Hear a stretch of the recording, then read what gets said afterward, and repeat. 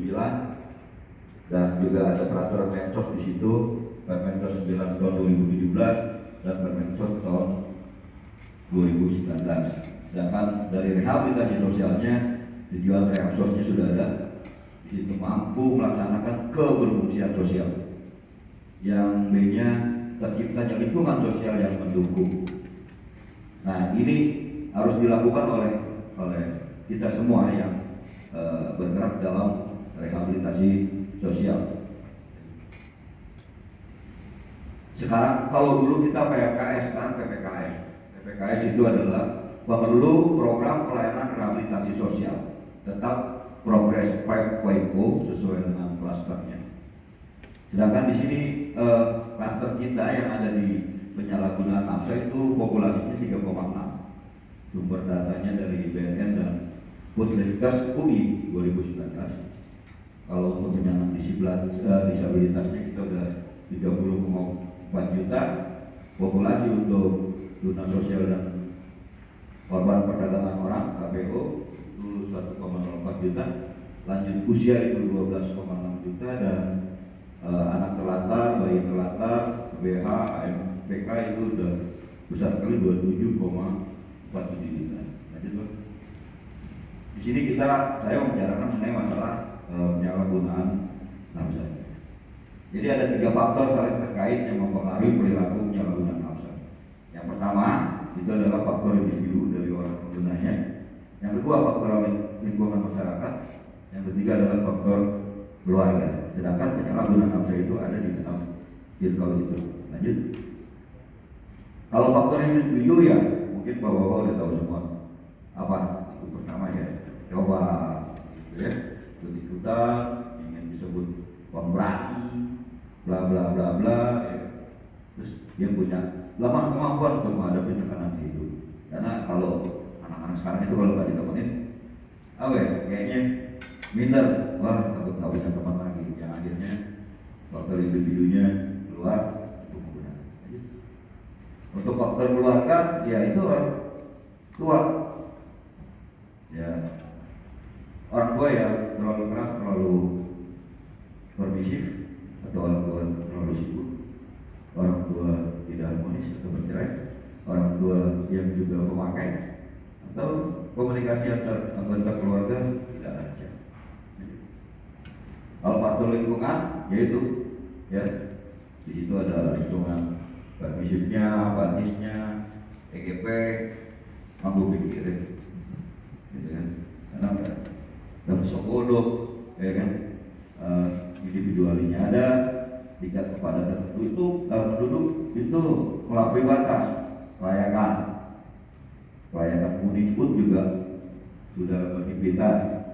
Sistem pengawasan di sekolah pun juga longgar dan kebijakan terlalu soft terkait penyalahgunaan narkoba. Itulah 3 faktor yang saling terkait mempengaruhi perilaku penyalahgunaan. Lanjut.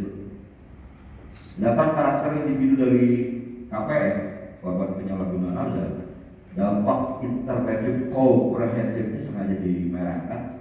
Ini bisa dilihat dari karakter individu yang terbentuk akibat terbiasa konsumsi nafsa. Itu istilahnya dulu itu ya ada bohong, nyolong, bohong itu kaitannya bohong, penyalahgunaan nafsa itu berusaha untuk berbohong untuk apapun dia mendapatkan nafsa. Ya, yang kedua itu bengong dia mikirin apalagi yang dicolong. Karena yang terakhir nyolong. Apapun benda yang ada di dalam rumah, di luar rumah, selalu membuat ulah. Seperti itu. Nah, dampaknya akhirnya terlihat sendiri dari sosiologisnya, dari pecandu dan pemakai nafsa mengalami kondisi stresnya seperti apa, ada di situ. Dan proses ini akhirnya pencegahannya seperti apa, goalsnya seperti apa. Nah ini kita juga harus bisa mengetahui lebih jauh lagi. Karena apa? Dampak sosiologis yang ada di pecandu, di pemakai nafsa itu sangat penting. Sesuai dengan apa yang telah ditulis itu pencegahan, penanganan hukum, rehabilitasi medis, rehabilitasi sosial ini masih belum ada sinkronnya. Belum ada sinkronnya. Karena apa? Harus ada goal di situ kan. Goalnya di situ stop menahan nafsu, mencapai keberfungsian sosial, bertahan dalam gaya hidup bebas nafsu, tercipta lingkungan yang kondusif. Kalau tidak ada kesepakatan atau kebersamaan dari kita, dari pencegahannya, dari penanganan hukumnya, rehabilitasi medisnya, rehabilitasi sosialnya, ya kerja sendiri-sendiri akhirnya tidak selesai permasalahan untuk rehabilitasi sosial penyalahgunaan usaha. Lanjut Bang. Nah, ini datanya, kalau data teman-teman semua. Kedua, yang ketiga, nah itu harus ada sertifikasi. Nah, yang mengeluarkan sertifikasi itu pusat Pak untuk konselor adiksi. Jadi teman-teman kalau punya SDM yang belum tersertifikasi, ajukan kepada BNN pusat untuk di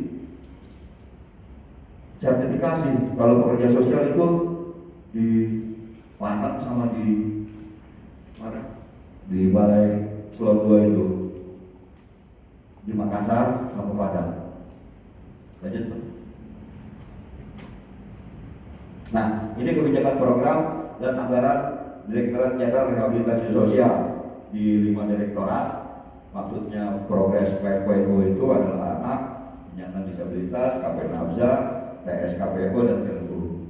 Ini yang kita lakukan di dalam 5 direktorat itu, apa aja pencegahan masalah sosial, bimtek kompetensi, teknis, refleksi kebijakan dan manajemen kasus, supervisi, monet dan pelaporan, standarisasi, pelayanan resos, akreditasi dan sertifikasi yang tadi, terus revisi pedoman umum dan operasional, rakornis dan review kebijakan pada rangkaian hari peringatan nasional. Untuk 41 unit pelaksana teknisnya itu sekarang bukan lagi kanan dirjennya ganti Pak. Kalau kemarin kan progres PPO, sekarang dengan Pak hari Pak kita menggunakan asistensi rehabilitasi sosial ya, melalui temporary shelter, dukungan keluarga, family support, perawatan sosial, respon kasus, terapi psikologi sosial, pelatihan keterampilan dan kewirausahaan, peningkatan kapasitas LKS mitra kerja dalam rangka akreditasi lembaga dan sertifikasi SDM, membangun renovasi balai besar dan balai lokal. Ini untuk yang ada di bawah kementerian. Pak, saya kalau coba mau dikit enggak ya?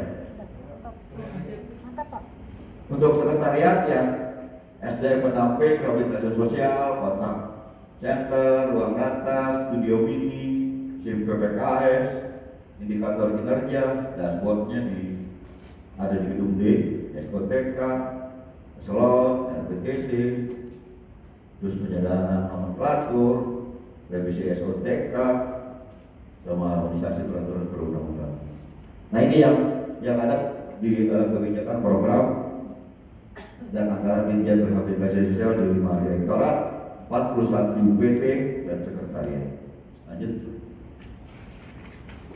Nah, ini kegiatan dari 5 direktorat.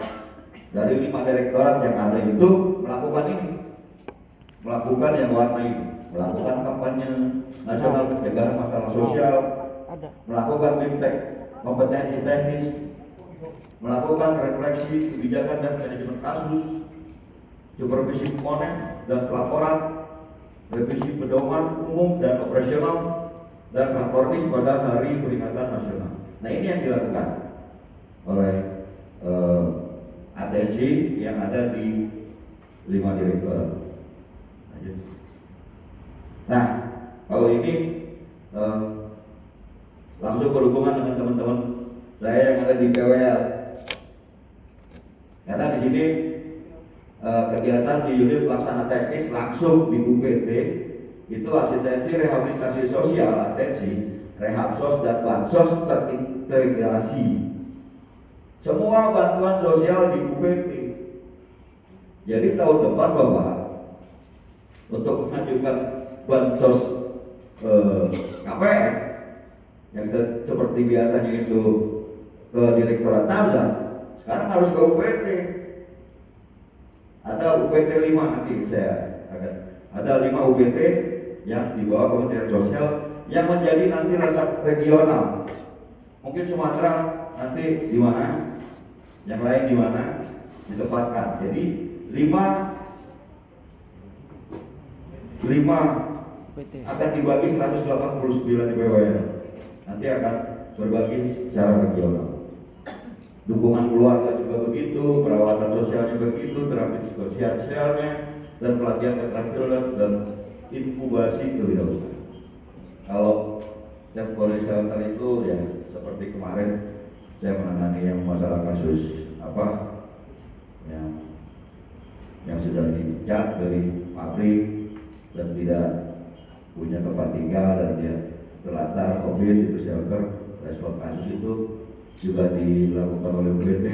Renovasi balai itu juga dari hanya bentuk dan ruang sarana prasarana yang ada di UPT. Peningkatan kapasitas LKS mitra kerja itu melakukan pendampingan kepada LKS mitra kerja masing-masing seperti ya PWL, LKS Nafsa, seperti itu. Lanjut. Nah ini gambaran saja 41 unit UPT yang ada di seluruh Indonesia, 41 unit pelaksana teknis yang ada di Indonesia. Kalau untuk anak itu ada 8, kalau untuk balai besar itu loka dan loka itu ada 19, untuk balai dan loka itu TSKPU itu ada 6, untuk BTK UPT KPN itu ada 5, untuk kita ada edukasinya gitu loh. Kita melakukan tentang pola pengasuhan seperti apa, perawatan seperti apa, perlindungan tempat untuk KPN itu seperti apa, lagu-lagu yang dulu orang tua lakukan itu jangan diulangi lagi, karena itu udah terekam di anak, harus dirubah. Mindset juga dirubah karena tujuannya adalah pemulihan untuk KPN. Orang penyalahgunaan nafsa. Ini di sini barang skill dilakukan untuk keluarga, baik ketika anggota keluarga atau penerima manfaat dalam proses layanan rawat inap, rawat jalan maupun bagi masyarakat umum. Ini harus dilakukan. Belum tentu semua masyarakat juga bisa memahami itu. Seperti itu. Lanjut. Nah ini family preservation, ini untuk menjaga kondisi dan keberlangsungan dari penerima manfaat atau klien di lingkungan keluarga, terutama ada indikasi konflik, penolakan, perlakuan salah, kekerasan, maka dilakukan berbagai upaya meliputi dialog keluarga, mediasi, reintegrasi keluarga. Yang paling penting adalah reintegrasi keluarga, karena masuk lagi di dalam keluarga setelah dia rehabilitasi. Kalau setelah dia rehabilitasi keluarga masih punya perilaku yang seperti dulu lagi,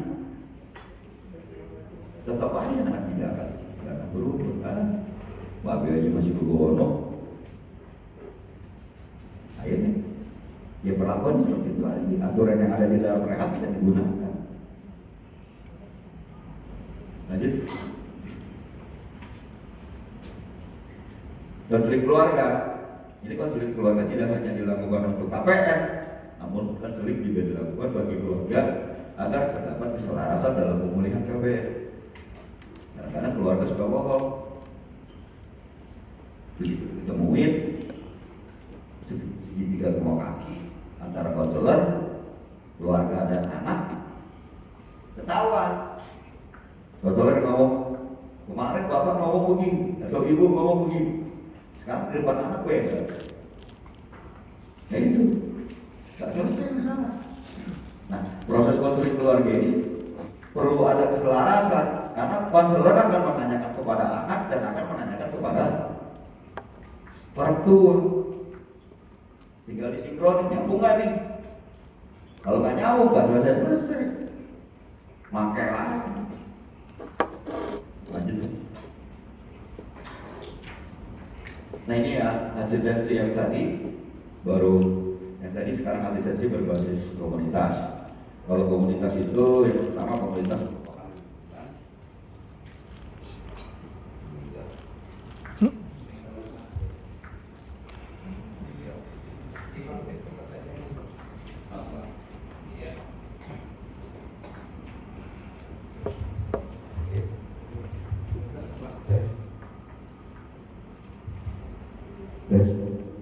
ya, untuk atensi berbasis komunitas, yang pertama komunitas merupakan lingkungan terdekat bagi penerima manfaat dalam pemenuhan kebutuhan fisik dan psikis. Nah ini yang berbasis komunitas. Komunitas yang memiliki kesadaran bersama akan melindungi PM atau penerima manfaat atau klien dari kerentanan stigma dan diskriminasi. Itu komunitas. Ya komunitas itu ya lingkungan kita aja dulu deh, zamannya banyak itu lingkungan RT, lingkungan ngerti kan dengan adanya stigma, bisik-bisik,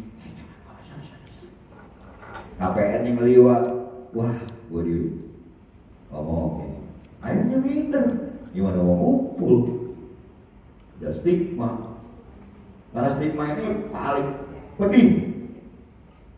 Ya, paling pedih hukuman sosial yang diterima oleh KPN oleh korban penyalahgunaan nauza. Hukuman sosial yang paling pedih adalah stigma.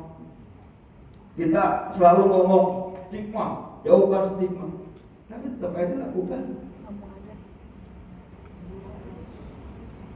Jadi perlu membangun itu ya dari teman-teman di BWL, dari teman-teman instansi terkait melakukan berbasis komunitas itu seperti apa gitu.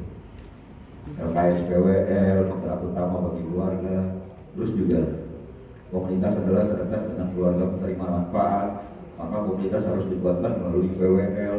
Jadi jalannya adanya di PWL, di LKS Nabza seperti itu. Jadi harus ada kesinambungan. Yang penting komunitas itu memahami tidak kepentingan dari KPN itu seperti apa. Lanjut Pak. Ini yang berbasis komunitas. Yang terakhir, atensi berbasis residential care, maksudnya ini rawat inap. Ya, residential care, perawatan sosial bagi penyalahgunaan nafsa berbasis residensial melalui balai resos, melalui panti resos, PWL, mungkin nanti ada lembaga kesejahteraan sosial nauza yang belum masuk di PWL, tidak problem. Karena syaratnya untuk menjadi PWL itu harus 2 tahun melakukan rehabilitasi dulu, baru dia bisa masukkan SK di PWL. Karena mau dilihat penanganannya sudah berapa banyak dulu, apa yang pernah dilakukan. Gak ujung-ujung bisa diterima jadi di PWL. Jadi 2 tahun dulu melakukan rehabilitasi di masyarakat. Terus yang kedua perawatan di panti itu dapat menjaga kualitas kesejahteraan sosial bagi terpenuhinya kebutuhan fisik, psikologis dan sosial penerima manfaat yang dilaksanakan secara temporer. Nah kalau layanan residensial adalah alternatif terakhir. Karena apa? Ya UPT Balai sebagai center untuk memfokuskan pelayanan kepada meningkatkan kapasitas UPT daerah dan LKS agar lebih bisa memfokuskan kegiatannya pada penguatan dukungan keluarga. Jadi tadi saya sampaikan, yang penting itu komunitas keluarga. Jadi untuk masuk ke UPT yang ada 5 itu maupun PWL itu terakhir keluarga. Jadi family support group itu sangat penting untuk psikoedukasinya. Gitu. Jangan hanya ngumpul-ngumpul aja, tapi psikoedukasi. Lanjut Bang. Oke, ini sinergi sistem dukungan dari pemerintah pusat, provinsi, kabupaten, kota terhadap asistensi rehabilitasi sosial. Di situ ada APBN, ada APBD dan swadaya masyarakat. Kalau pendekatan strukturalnya paling atas itu lihat dari makronya Kementerian Sosial itu dan KL kementerian lain itu mengenai masalah regulasi nasional, NSPK, sinergi kebijakan, dan program akreditasi dan sertifikasi. Itu untuk makro, untuk pusat. Untuk dinas sosial dan Pemda provinsi itu mezo, itu regulasi regional, NSPK provinsi, sinergi program kegiatan. Untuk mikronya Dinsos dan Pemda kabupaten kota itu regulasi regional, SPK kabupaten, sinergi kegiatan, dan SMEK. Kenapa? Di dalam kebijakan makro, meso dan mikro itu pendekatan strukturalnya sudah ada, ya sudah ada dari kebijakan program, anggaran tadi, kebijakan anggaran lagi, program, kebijakan anggaran itu dari makro, meso, mikro. Tapi tetap saja yang di bawah adalah yang saya sampaikan tadi, irisannya itu ada 3, family based care, community based care, sama residential based care itu tetap menjadi pendekatan fungsionalnya. Karena apabila tidak ada keterkaitan irisan tersebut, penanganan pelayanan rehabilitasi tidak berjalan dengan baik. Lanjut tuh. Nah ini logical frameworknya untuk korban penyalahgunaan nafsa, ya seperti ini situasinya, inputnya, aktivitasnya, terus subjeknya, outputnya, dan outcome-nya seperti apa. Nah kadang-kadang di teman-teman di PWL ini, Pak, untuk outcome-nya ini udah berjalan 3 tahun misalnya atau 4 tahun, itu berapa persen yang terpenuhi kebutuhan dasarnya gitu, itu nggak terbuat grafiknya gitu loh. Udah yang bekerja lagi berapa orang, ataupun yang sudah menikah berapa, terus yang sudah kembali ke keluarga berapa. Itu penting bagi PWL untuk membuat itu kinerja PWL gitu. Dibuatkan itu. Kenapa? Itu dasarnya kita, indikator keberhasilan kita itu ataunya apa? Kinerja dari teman-teman di PWL. Jadi harapan kami dari Kementerian Sosial dengan adanya framework ini, teman-teman di PWL yang ada di Kepulauan Riau sukses dan maju lancar dalam menjalankan pelayanan rehabilitasi sosial korban penyalahgunaan nafsa. Lanjut, Bang. Nah ini hanya bagian kemanusiaan di Kementerian Sosial, pilar-pilar sosialnya Tagana. Tagana itu kita melakukan ada personilnya 39.004 orang. Kelompok perdamaian 749. Untuk PKH itu paling banyak PKH 39762. Pendamping bansos pangan itu 7515. Pendamping dari Rehab-Sos itu 2919 dengan jumlah personil 89.945 personil. Lanjut. Dan ini pendamping rehabilitasi dibagi dari 2919 itu anak 769, untuk disabilitas 1066, untuk Peksos Nauza dan konselor adiksi dulunya 1.200, sekarang berkurang nih. Karena apa? Ya karena sudah harus ada sertifikasi dan akreditasi. Mau apa aja harus dilakukan itu, kita harus profesional gitu. Lagi waktu zaman saya nggak perlu sertifikat gitu. Terus sekarang perlu, orang normal pun bisa jadi konselor adiksi asalkan mengikuti kurikulum 1 sampai 8 mengikuti UTC 1 dan 2. Mungkin mau lebih tingginya lagi ICAP 1, ICAP 2, ICAP 3 itu di negara lain tuh. Seperti itu. Dan untuk pendamping ilmu itu sumber daya manusia pelaksana rehab HP Nabza di Kementerian Sosial. Nah ini ya, pekerja sosial ini sesuai dengan bidang KP Nabza. Sekarang di STKS pun itu sudah ada yang namanya jurusan Nabza begitu. Jadi dan fokus perannya pun sudah terlihat di sana gitu loh. Ada perubahan perilaku KP Nabza, mengkondisikan, menyiapkan keluarga dan lingkungan sebagai perancangan. Nah, ini manajemen kasus, selaku manajer kasus, pekerja sosial itu manajer kasus. Jadi beda dengan konselor adiksi. Kalau konselor adiksi itu di dalam rehabilitasi rawat inap dia mau melakukan perubahan perilaku dari pengguna ke normal, tidak menggunakan lagi. Kalau bisa dia nggak pakai lagi, nggak relapse gitu. Itu yang dirubah oleh konselor adiksi. Tapi kalau Peksos, bagaimana nanti dia di luar, berfungsi sosialnya di luar itu seperti apa? Itu kelanjutan kepanjangan tangan Peksos.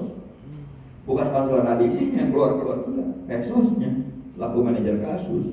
Butuh apa itu anak? Pada saat waktu dirawat inap, butuh sekolah untuk lanjutan sekolah SMA atau SMP. Dia gagal kelas 6, tidak lulus. Oh, masuk itu. Itu kerjaan pekerja sosial adiksi. Ikut paket A, paket B, paket C. Itu contoh kecil. Kalau mau bekerja pun pekerja sosial. Kalau dia KPN kita udah mengikuti keterampilan di BLK dan dia bisa jadi montir mobil. Nah itu yang memberikan masukan kepada perusahaan itu, ya pekerja sosial. Nih, gue punya orang masukin pintar orang bagus, walaupun mantan. Boleh coba. Nah kadang-kadang kan nih teman-teman KPN yang sudah diberikan kesempatan untuk bekerja di perusahaan di situ, ya kan? Peksosnya udah bolak-balik, udah ngurus, ya kan? Taunya montir motornya hilang. Ya, mobilnya apa emang begitu? Tidak jauh dari bohong nyolong bengong, masih menggunakan. Nah itu harus dicari Pak Peksos, bukan marah-marah, harus dicari Pak Peksos di mana itu bolongnya. Dicari, oh di peran keluarga, basis tadi komunitas, dilihat lagi, dirujuk lagi. Kenapa? Oh iya, bapaknya beli kasih, nggak mau beli motor, adiknya dibeliin, abangnya enggak. Karena udah ngabisin duit untuk Nabza. Akhirnya adiknya pakai motor, abangnya nyolong motor. Nah hal-hal yang seperti itu kalau nggak terkombin dari masing-masing SDM, dari pekerja sosial dan konselor adiksi, itu punya tugas masing-masing. Jangan takut teman-teman pekerja sosial maupun konselor adiksi itu pekerjaannya akan diambil enggak. Karena pekerja sosial adiksi manajemen kasus yang diprosesnya itu karena lebih berat, karena tanggung jawab keberfungsian sosial KPN di masyarakat, berfungsi sosial di masyarakat itu yang penting. Kalau konselor adiksi juga pun berat, sama bebannya, merubah perilaku dari pengguna, dari pecandu menjadi pulih.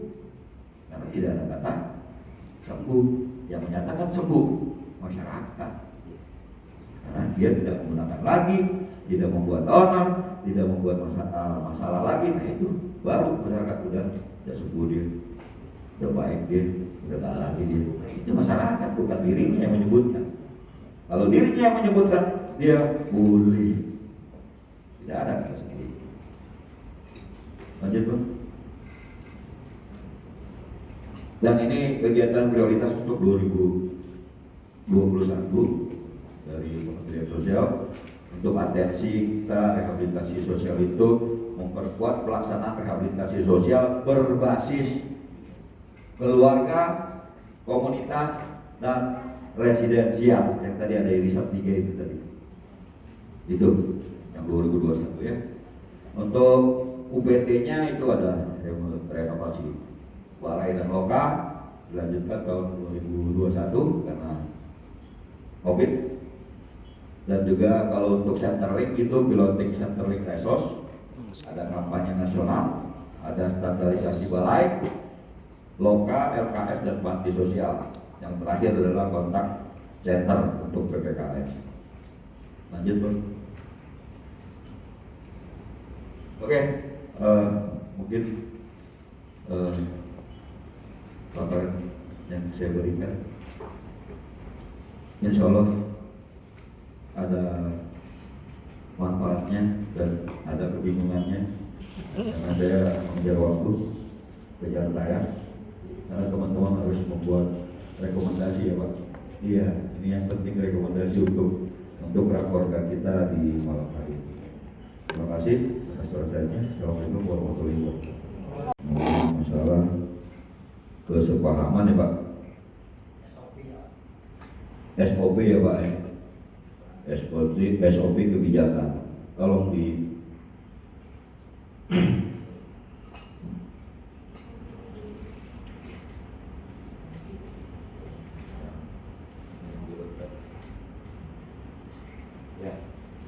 di sini Pak, sebenarnya udah ada di sini Pak, dari makro, meso, dan mikro, peran masing-masing ada di sini Pak, dengan pendekatan strukturalnya juga ada di sini dari APBN, APBD, swadaya masyarakat sudah ada di sini.